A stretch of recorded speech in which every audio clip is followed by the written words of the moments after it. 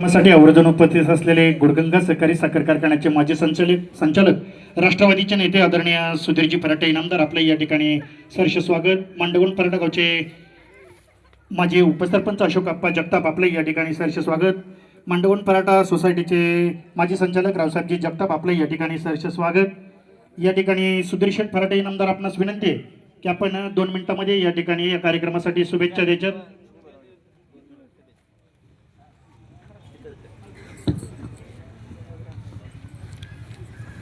वागेश्वर महाराजांच्या पदस्पर्शाने पावन झालेल्या आपल्या भूमीमध्ये खऱ्या अर्थाने हर्षदाताई आपलं पाऊल लागलं आणि निश्चितपणे आम्ही भाग्य समजतो की सादलगावकरांच्या निमित्ताने का होईना आपण वागेश्वराच्या भूमिकाला आपलं संपूर्ण ग्रामस्थांच्या वतीने मनपूर्वक स्वागत करतो. निश्चितपणे मांडोगण फराटा हे गाव जुन्या पिढीतील लोकांनी जो वसा आणि वारसा या गावाला दिला. आज आपण पाहिलं तर ताई, या गावामध्ये जवळपास 80 ते 90% व्यापारी वर्ग हा परिसरातील गावातून आहे.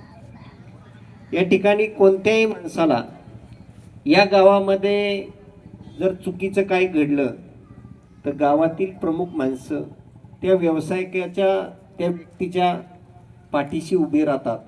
ही परंपरा या मांडोगण गावची आहे आणि म्हणूनच या ठिकाणी कोणताही व्यवसाय करताना, कोणतीही भूमिका घेताना नातेवाईक असतील, ग्रामस्थ असतील, बाहेरची माणसं असतील, त्यांना कधी अविश्वास वाटत नाही आणि तो विश्वास कायम राहावा हीच वागेश्वर चरणी प्रार्थना.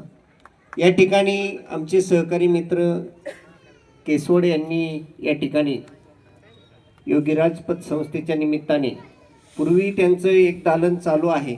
अनेक केसवड परिवार, मिठे परिवार असतील, जगताप, होळकर, पवार, म्हणजे सादलगाव सर्व अंगाने, जाधव परिवार असेल, महाराज असतील, सगळ्या लोकांचं फडतरे असतील, या आमच्या गावाशी असणारे नातेसंबंध असतील, मित्रपणा असेल, तो जोपासण्याचा, तो मोठा करण्याचा चव्हाण परिवार असेल. निश्चितपणे मांडोगण फराटा गावचा एक नागरिक या नात्याने या लोकांना आम्ही ही हमी देऊ की निश्चितपणे आपल्या प्रत्येक प्रगतीमध्ये आमच्या मांडोगणकरांचं छोटंसं का होईना निश्चितपणे योगदान असेल. आपण घेतलेल्या भूमिका, समाजाप्रती आपल्याला असणारी आस्था आणि समाजासाठी काम करण्याचं आपण ठरवलंय तर निश्चितपणे त्या भूमिकेशी आमचा संपूर्ण गाव समरस असेल. या निमित्ताने आपण आलात. सर्व वडगाव रासाईचे सरपंच आहेत, आमचे मार्गदर्शक कांतीलालदा आहेत, सादलगावचे सरपंच मिठेसाहेब असतील, आमच्या गावामध्ये ज्यांनी गावचं नाव मोठं केलं ताई. आज मांडोगणमध्ये वैद्यकीय महाविद्यालय आहे आणि ते आमच्या पाटलांनी केलेलं आहे.